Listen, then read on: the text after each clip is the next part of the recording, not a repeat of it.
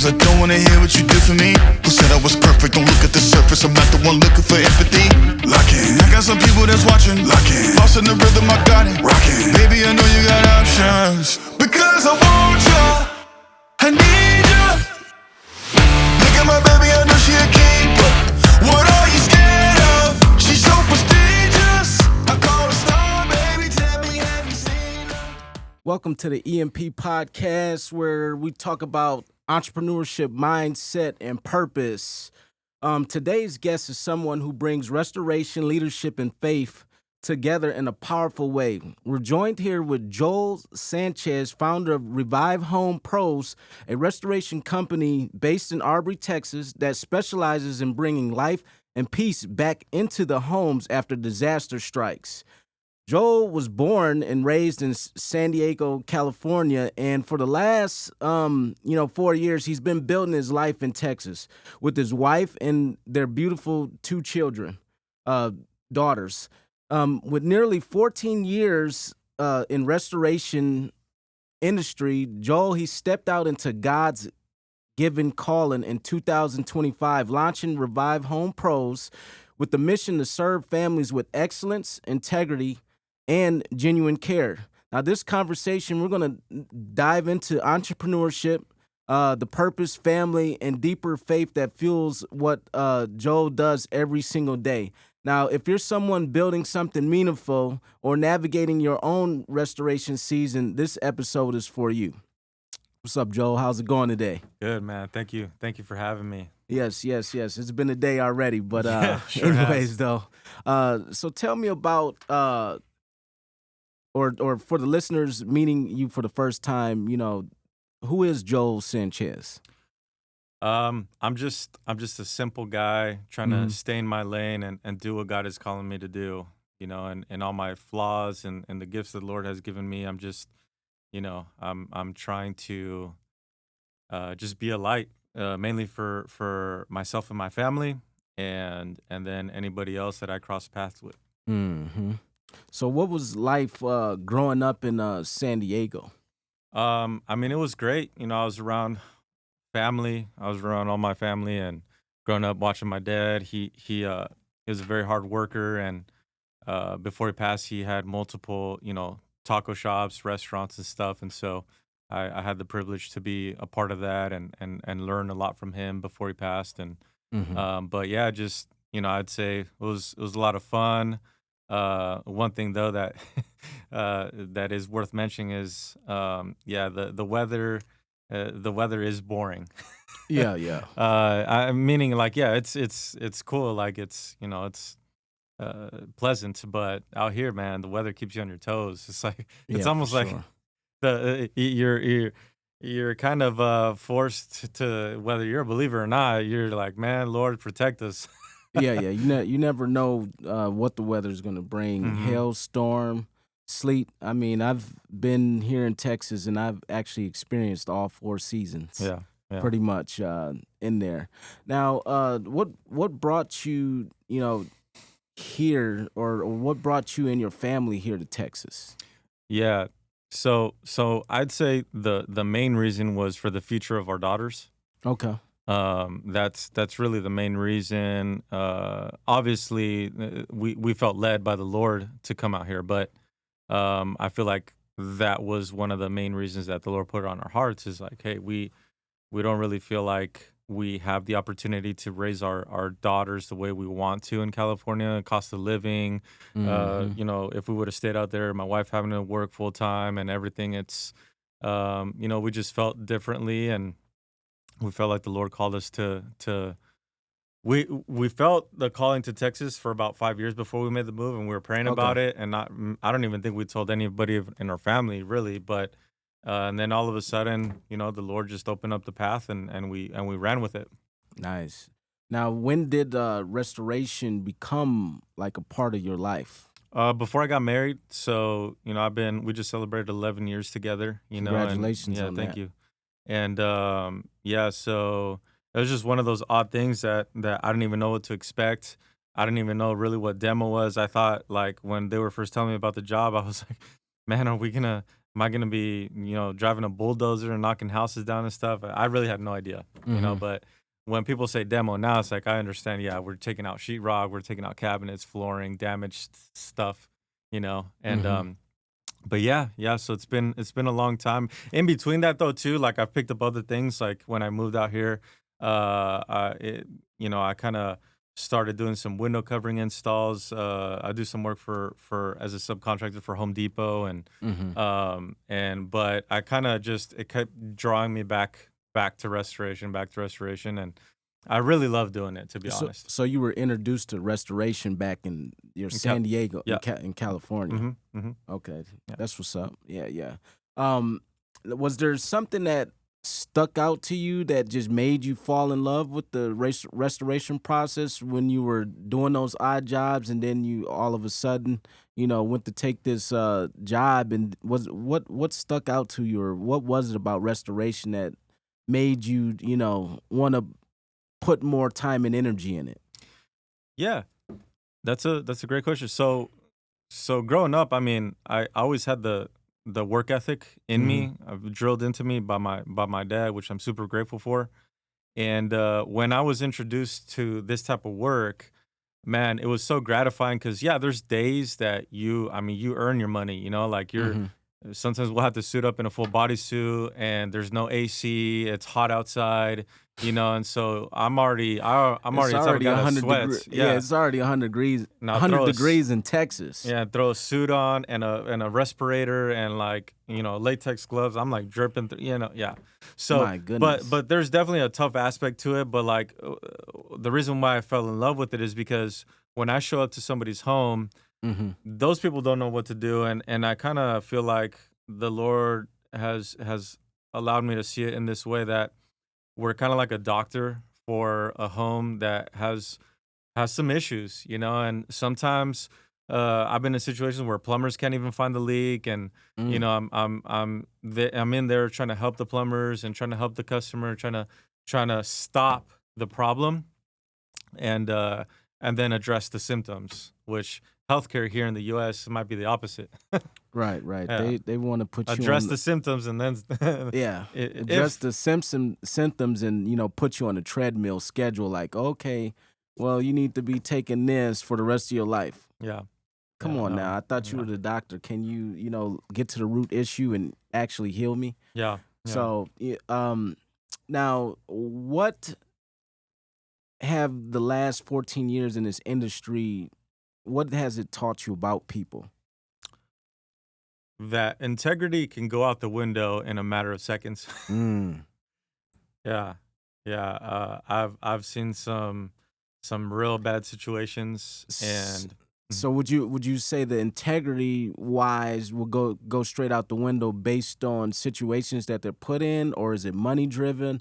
Could Elaborate a little bit on yeah, it that. could be all of the above. I've seen it from like the client perspective, right? So we do all this work, late hours, showing up early, trying to accommodate whatever to get this part done, right? Right. And then the client has no idea what is going to be billed, right? Because it's all emergency. Typically, we don't even talk about estimates if it's a real emergency. Mm-hmm. And so we do all this work, and then and again, it's not like often. It's maybe a handful of people over the years, but then they see the check from the insurance, and it's Mm. like $60,000 or $30,000, and then like all of a sudden you see a different side of a person. Oh, I don't think your work was worth that much. Oh, And we're like, wow. "Wait a minute, everything that we plugged in is the square footage of whatever we tore out, whatever we did, Mm-hmm. however long, X amount of days that the equipment was there." So I've seen that happen, Um, yeah, yeah, absolutely. I've seen some some bad stuff and more from contractors though, like Okay. usually the homeowners, that's not really Well, an that's why issue. you have the insurance in place for situations like that. Yeah. Now I'm sure you probably had insurances not wanting or reluctant to pay the $60,000 job or whatever it is, Yeah. but yeah.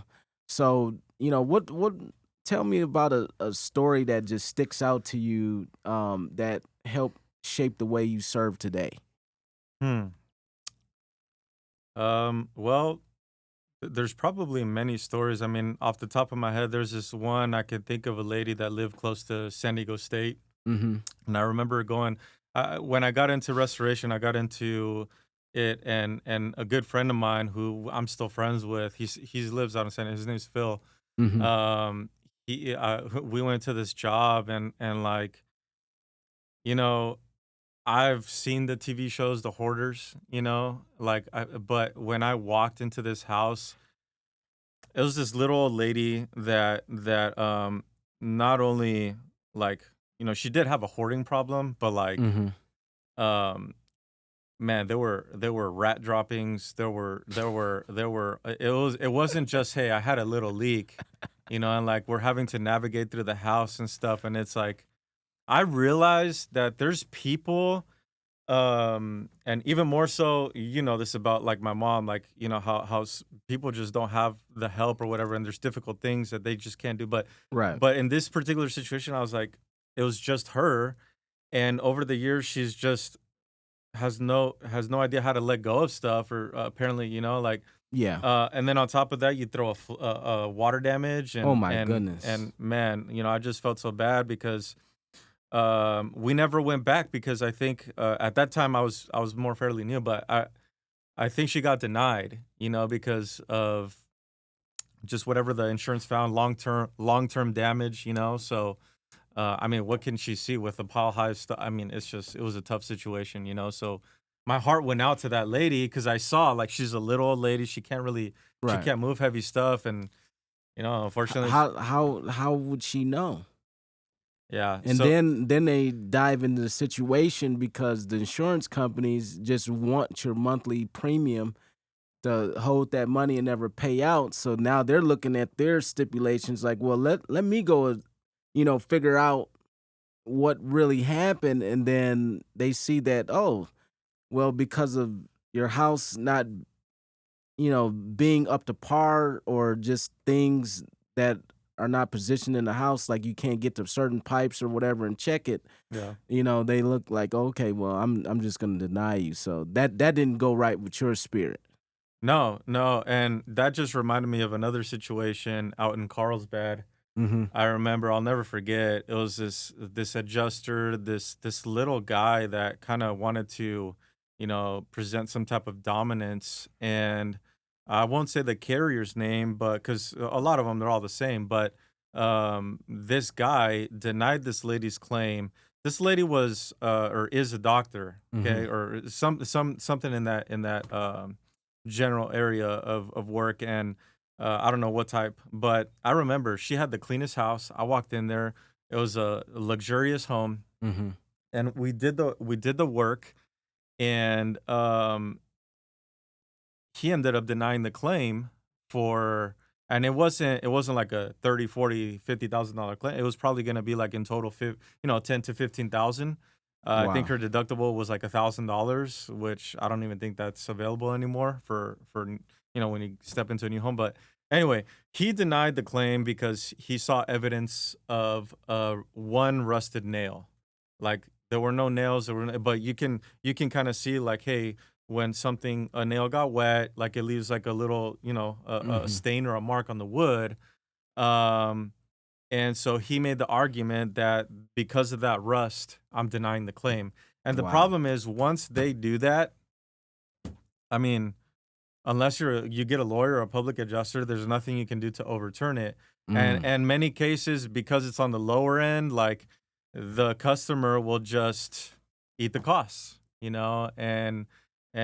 that was super not, like, to me, that was not ethical, because I presented the facts. I showed them pictures of the standing water. I like all these things, right? Right. And so that was like, wow, like, you really went out of your way, to deny this claim, in my opinion. Mm. Yeah.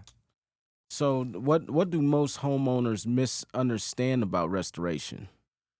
I think the biggest thing is they misunderstand their coverage. They think that, they're like a good neighbor, and they'll come to find out real quick that that's really not the case. It's a business, and And in my opinion, from what I see, if they could find a reason to not cover it, that's what they're looking for. Mm. That's what it feels like. Like they're literally looking for ways to deny claims, you know? Um, yeah, so a lot of people do not understand what their policy covers. Mm-hmm. And nowadays, like there's limitations on policies and stuff. And when you're buying a home, you're like, oh, just give me the most affordable thing, whatever. And like, oh yeah, there's this one that's $1,500 less or $500 less a month. Well, yeah, give me that one, right?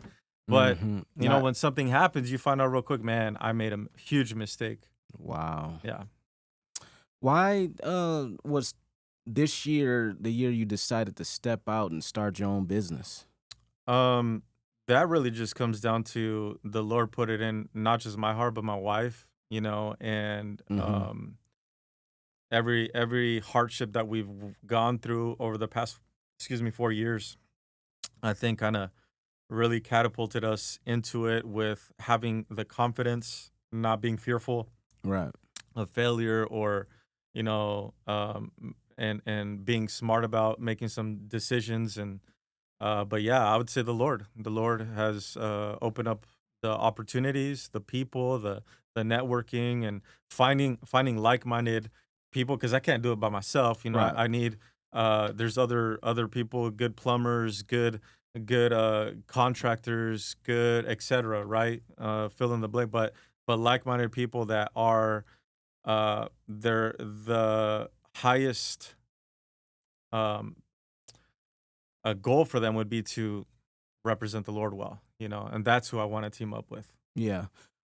So how did your family, or how did the family support weigh into your decision to taking the leap? For moving out here, Yeah, yeah. I yeah, mean, well, I'm sure you probably had conflict with see, all your people's back in San Diego, and then but how what was it? You had a vision from the Lord. yeah, You have your own family, then you have your whole entire family. yeah, You know, um, so what did the family? How was that family support? yeah. I mean, hands down, from my wife's side of the family, I've never felt more support in my life. Hmm. I mean, from financial support to, they even like multiple times. We had one of her aunts that, like, when my mom was really in bad shape before she passed, like she stayed with us for almost, I think, 2-3 months, helping us take care of her. And it's just wild. But I there were people that, or there still are people that feel like we should have never left, right? Mm. And so, I mean, we can't do anything about that. But um yeah, from that standpoint, I mean, we have some family that haven't come out to visit us, and we wish Hmm. that the Lord would open up those doors, to be able to visit. But we've tried to go back there whenever we can, and so we've gone multiple Hmm. times. Or even my wife would just, my kids, and if I have to stay and work, so we try what we can to keep making it happen. But it is tough. It is tough that, our really the majority of the families out there. Yeah. Yeah, it takes crazy faith to step out and leap out to an area that you've never been to, or Yeah. moving entirely to, because you probably the first out of your family to move out of, I mean, not move out of San Antonio, but just move to Texas, right? Yeah. San Okay. Diego. Or yeah, move to Texas from San Diego. Yeah. Okay, yeah. Yeah. Yeah. Come to find out, we do have some kind of extended family Mhm. kind of close by. But shortly after we moved out here, I had a cousin that moved out to Crum, which is like 20 minutes, Yeah. from where we live. And now we got family in Waco. And we got another cousin that moved from Northern California, Mhm. and they live in Fort Worth, and so, um, yeah, I don't know. Maybe there's gonna be more family coming out here, but definitely, I mean, Huge. It was a, you could call it whatever you want, risk, leap of faith, whatever, Right. but it wasn't a decision obviously that we took lightly. It was very difficult, but when we came to that agreement, my wife and I, we understood the biblical responsibility that I have from my immediate family, right? My family. Like we have to do what the Lord is calling us to do, and Yeah. that was more important than other people's opinions. Yeah. You had a bigger vision outside of the zip code or the area of just San Antonio.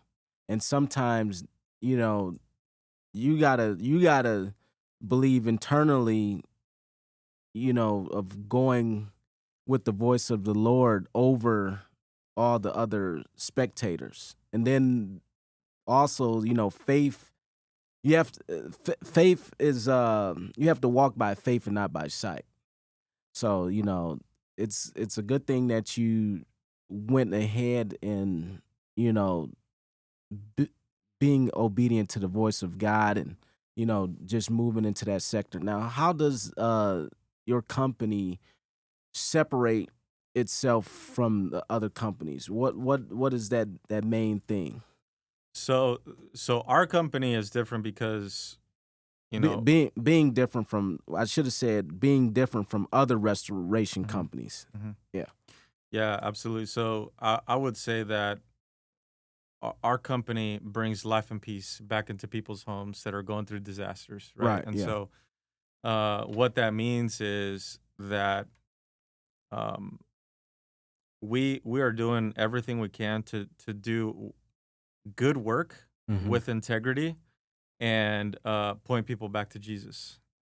And um, there's many reasons, but a big reason is why I started my company is because I didn't want anybody telling me how to, hey, you should, for example, break this countertop so we can get them a new one. Or if I knew we could save it and then I'm being told to break it Hmm. on purpose. One thing is like, yeah, some countertops, because of how they're put in, they'll crack, or there's hairline cracks or whatever, or it cracks at the seam. But that's just one example. But being uh, trying to be told not to say something or be limited to share, like, I don't want anybody telling me I can't share my faith, that I can't point people to Jesus, I can't share scripture, Right. because what I what I what I do is one thing, but who I am, I mean, that goes into everything that I do. And so Right. because I understand that being a believer, like, it's not separate from what I do for work. It's not separate from, how I father, how I am a husband. It has everything to do with who I am, because Jesus is at the center of it. Right. So I want to be able to, and that's why even the name, right? Revive. Well, a lot of times I go into people's homes and it feels like, man, it feels almost like you could feel like a sense of, or a feeling of death, or there's Mm. there's uncertainty, there's all these things that are not from the Lord. And so our team will come in and we'll bring that life back into that home, and we'll pray over people, we'll share scripture, so yeah. That is totally amazing. So that's how you came up with the name Revive Home Hmm. Pros. Hmm. And I have been, I mean, my wife and I, like, even like there's other people. I'm like, man, what about this name? What about that name? There were a few people that back in California were like, hey, man, we should work together, and we were trying to come up with names, and there was never really a name that I was just like, yeah, I like that name. And then out of nowhere, you know, I love that term, out of nowhere, because that's how the Lord operates, right? Yeah. Out of nowhere, I just, this name came up, and like, and it even ties into our logo and everything that we do. It, Like, dude, it's all just coming together. Like yeah. it's because it's so much bigger than like what you do. Because you said you're passionate about, advancing the kingdom of God, and it Hmm. shows up in the business and stuff. Obviously, your relationship with the Lord, helps your faith and, guides you through leadership and making decisions. But, your lifestyle is a light to the people that you encounter. Especially with the restoration part, it's like, wait a minute, not only am I restoring your home in peace, but maybe there was a broken part when you're showing the love of God, restoring their relationship back with God. Like, hey, you know what? There is somebody out here that's showing, the love and showing integrity and doing things in that industry, doing it right. But it's like, the way you show up, it's restoring everything. It's like it's not even about the work anymore. Like Yeah. like it's dude, it just like hit me like crazy. Yeah, yeah, Yeah. and that's why I love doing what I'm doing, Hmm. and I think when you get to a point where you love doing what you're doing, you love helping people, the people can genuinely feel it, right? Right. Most people can differentiate from people that are faking it, Yeah. or you know, the Lord will give those people discernment or whatever. And I'm not saying like, hey, everybody, everybody's gonna want to work with me. I obviously don't have a huge capacity. I don't have a Right. huge team, but our vision is not to be a huge company. Our vision is just to make an impact for our community. Ah, nice, nice. Um, Question: What is the biggest lesson in entrepreneurship? Uh, what lesson? What is the biggest lesson that has been taught so far with entrepreneurship? Man, this is a complete wild thing. So the the the guy Chris, he's an awesome guy. He's the owner of Rap Masters out of Denton. Mm-hmm. He's the one that we hired to do our truck wrap, right? Mm-hmm. And the Lord is so good because for whatever reason he put it in Chris's heart to share about this Chamber of Commerce meeting. I went to this Chamber of Commerce meeting, not even knowing to what to expect. I never been to anything like Oh that. man, I you're a newbie. You yeah, really, yeah. yeah, yeah. Well, I show up and Kent Billingsley is there. Oh my God. And it's a room of like maybe 15, 20 people, and then like there's an introduction. I'm like, well, what's so special about this guy, right? And I'm like, I have no idea. Like I'm not in that world Right. of, and so come to find out, like, man, the biggest, I mean, everything that he said was like, I was like mind blown because Right. the biggest thing that I took from that was in order for me to stand out, I'm new. I don't really have online presence. Like, how am I gonna get my company in front of a client that needs help when all these other companies that have been around for a long time, they got their systems and processes in place and also, but I know that they don't do the quality of work that I do. Mm. And so the biggest takeaway I had there was, man, you really have to focus on letting people know like what value you have, and what you're able to bring to the client, what value you can bring to that client. And Mm. so just recently I'm like, it was already our tagline, but I was like, wow, like I really had to, so going back to the question of what is different from your company or what do you do, Right. it's like, well, our team, we bring life and peace back into the home because we're not like everybody else. Hmm. We're purpose driven, and again, at the end of the day, like anybody can say anything about their company, but we're walking in it. Like we're doing everything we can to walk and talk of whatever it is that we're saying that we're gonna do. We're gonna do it. How do you balance business, marriage, fatherhood, and ministry? Man, it's difficult. Um, I know that there has to be a healthy way of doing things. Right now, it's just, I wouldn't say I have anything in place, right? Because our company, we advertise, 24/7. Hmm. And so right now, what it means is like I'm just doing everything that I can. I'm trying to rest when I can. I'm trying to be with my daughters when I can. I'm trying to help with homeschool when I can. Hmm. And I just go day by day.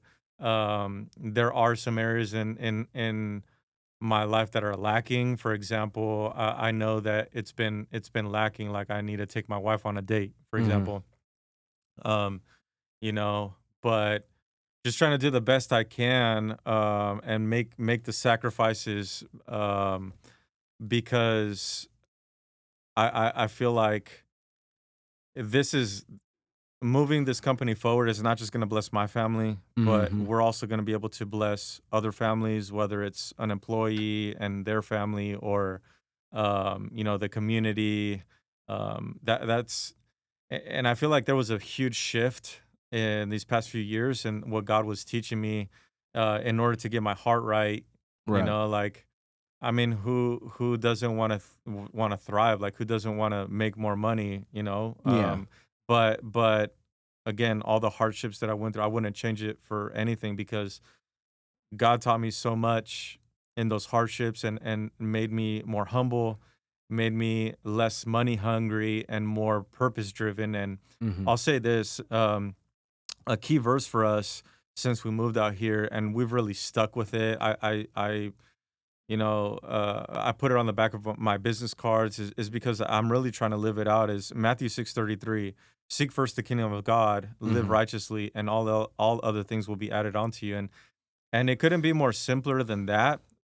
And so now that we've kind of just really focus on, well, Lord, what are you teaching us? What do you want us to do? Like, and changing how we think about money. Really wanting to use money as a tool, as it's designed to be.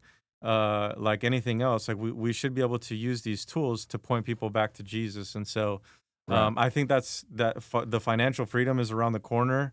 Um, you know, uh, for the longest time we've been in this hole, right? Financial, you know, hole that we're just like, man, Lord, for how long? For how long? For how long? And the Lord's just been teaching us, like, hey, it's not like you you need to learn to make better decisions, and there's Right. some just a bunch of learning lessons. But yeah, it's um I uh, go ahead. Yeah, I was my next question was going to ask you what, do you do to stay grounded when things get overwhelming, but it seems like that scripture right there just puts everything back into perspective like, hey, seek me first, which is that's my priority. I'm putting you first, God, Hmm. and then all the other things shall be added. Yeah. So, I anyways though I think that's amazing, you know, not just speaking it, but actually living that out. Yeah. Yeah, and going back to, like, juggling all these things around, it's just like another thing to kind of throw in there is like I'm still trying to navigate, um, you know, doing some other work that has kind of helped build our business and invest in equipment, Mhm. etc. So navigating essentially two jobs or different projects and stuff, it's taken a bit of a toll. For Right. example, these past, I mean, it's probably like 18, 19 days that I've worked straight, without taking a day of rest or anything. Oh, And wow. um, I'm not working like super long hours, but some days I'll work like 6 hours or 8 hours. Mhm. But the past few days have been like I didn't get home till 8 p.m. or 9 p.m. or so I'm just blessed because my wife is super understanding, and she Yeah. knows because she's seen when I work 12-hour days. I've had some projects where I work from 7 a.m. to 7 a.m. the next day. Wow. Yeah, it's. Wait, 7 a.m. to 7 a.m. the Hmm. next day? Uh-huh. That's 24-hour shift. Yeah. That ain't no just 12. That's two doubles back to back. Yeah, yeah. So, my body has been pushed to the limit over the years, but she's super understanding. She trusts me, I trust her, and that's a huge factor into why we're even in this place. But Mhm. yeah, it's difficult. What advice do you have for someone starting a business with purpose? Well, I think it's wise to seek counsel. Hopefully, in the season that you're in, you've sown into having a handful of people or two people or one person that you can look up to, that you look up to as a godly figure, somebody that's gonna give you truth, but Hmm. also biblical advice. Because what I found is that biblical advice, man, that's the best type of advice because it's not just knowledge, it's wisdom, right? Right. And and so I would just say, man, you need to have people in your corner, in your life that care more about telling you the truth and actually loving on you by doing that Hmm. than just Lying telling you, right yeah, in front of lying your and face. yeah, y'all, you could just do whatever. No, like I highly would recommend you need a circle of people, or whether it's two, three, one, 10 people, I don't know, but yeah. Pretty much finding one person that believes in you. Hmm. Um, Another thing, what I'm hearing is like doing your due diligence Hmm. for why are you launching the business? Is it lining up with your faith, integrity, core beliefs? Um, you know, uh, so what would you tell somebody that's going through their own season of restoration? Man, I'd say just continue to trust in the Lord. You Hmm. know, I don't. I mean, nobody's perfect, right? Nobody. Right. And many times, like the people that start, I've heard about the people that start selling T-shirts out of the trunk of their car, and then they become millionaires. It's like, don't worry about where you're starting. Don't worry about what you don't have. Worry about what the Lord is calling you to do, Hmm. because if He's calling you to do it, it success doesn't mean big numbers or It's not always millionaires. on the monetary scale. Yeah, but I think that the Lord will allow to happen, based off how much you trust. Mm. Because we're all flawed. Right. We all have shortcomings, but I think that when the Lord calls you to do something and you stay in your lane and you learn how to discern, like, hey, yeah, that's not part of what God wants me to do. That is, and you know, um, the blessings are going to come, whether it's financial or spiritual, right? So have that long-term vision in mind so you can stay the course. Yeah, yeah, and absolutely. So it's important to have goals. Like I don't. For example, my goal is to form a team of, you know, 4 two-man crews, Mhm. and which is pretty much what I've seen modeled at this one company that hands down a five-star restoration out of California. Shout out to them. Mhm. Because they modeled so many great things for me to just apply in this business. But um, there's so much we can do with just a team that size, and we don't need to have 30, 40, 50 employees. So, but again, like it all depends. Like I don't want one of the things that the pastor from my church, North Rock Church, he had been going through the series of gratitude, and it's like Mhm. you're the way you operate, your amount of gratitude that you have should not depend on the amount of resources you have, right? So if we're Mhm. taking that gratitude and walking with it, whether my company grows to 50 employees, 100 I don't think that's what God's calling me to do, but or if it's just a team of 8 people, four Mhm. people, 2 people, like we want to remain the same and walk in that gratitude because the Lord is gonna supply, He's the main supplier. right? What do you hope your daughters see and learn from watching you build this company? Man, um, I hope that they can look at me and that they could see the the way that I operate, the way that I conduct myself, even in my flaws, that they could see that how God has just been doing everything, has been, the supplier of everything, has changed my life drastically at the age of 21. And so I mean, I want them to know the Lord, and I hope that everything that I do would point them to Him, so that they could call on their Savior, and that they could walk in freedom like I am. Wow. And the last question I had for you, or two questions real quick to wrap things up. What impact do you want Revive Home Pros to leave on families and community? Simple, just going back to wanting to point people to Jesus, make the connections. There's a lot of, I feel like there's a lot of healthy churches in North Dallas, probably in all of Texas, Right. and it's just different than California.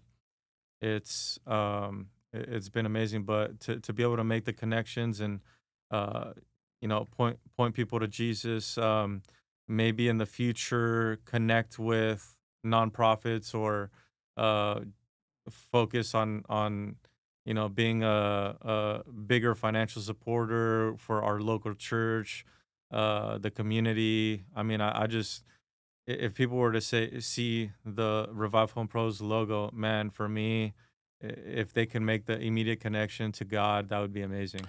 Yeah, I heard you mention something about, something you before you leave the work after it's finished, you guys do some kind of prayer journal or something. Tell you know. Yeah. So we want to stand out, right? And we Yeah. want to be different.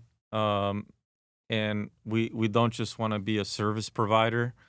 And so one thing that we do, my wife, she's so amazing. She has done a lot of stuff. Right. But she created these prayer journals Mm-hmm. that you can get off of Amazon. And so what we do is we purchase them and we have some at our house. And so as I finish a project, and sometimes it doesn't work out in person, but whenever it does, we want people to remember that last day and remember that they're one step closer to full restoration, their home back to normal. Mm-hmm. But I gift them a prayer journal, and she's got like different ones, different covers and stuff. They're really cool. I just asked them on the spot, like, hey, how can I pray for you right now? Mm. And that has led to a lot of God moments, the Holy Spirit moving, and using a simple guy like me to just, remind people that the Lord is actively pursuing their hearts. Joel, for anyone listening who wants to learn more, work Mhm. with Revive Home Pros, Mhm. or follow your journey, where Mhm. can they find you? Yeah. Instagram, Facebook, try to be active on those platforms. Okay. Um, That's Revive Home Pros, right? yeah, it's all the same. Revive Home Pros on Facebook or Instagram. Website is what? Revive Home Pros. ReviveHomePros.com. We'll leave that information in the description as well. But big thanks to you, Joel, for Thank you. Thank sharing you. your story, your big heart, your mission. Guys, if you found value in this episode, make sure you like, subscribe, and drop a comment and share what was it that impacted you with this amazing story. But in the meantime, in between time, we'll see you on the next one.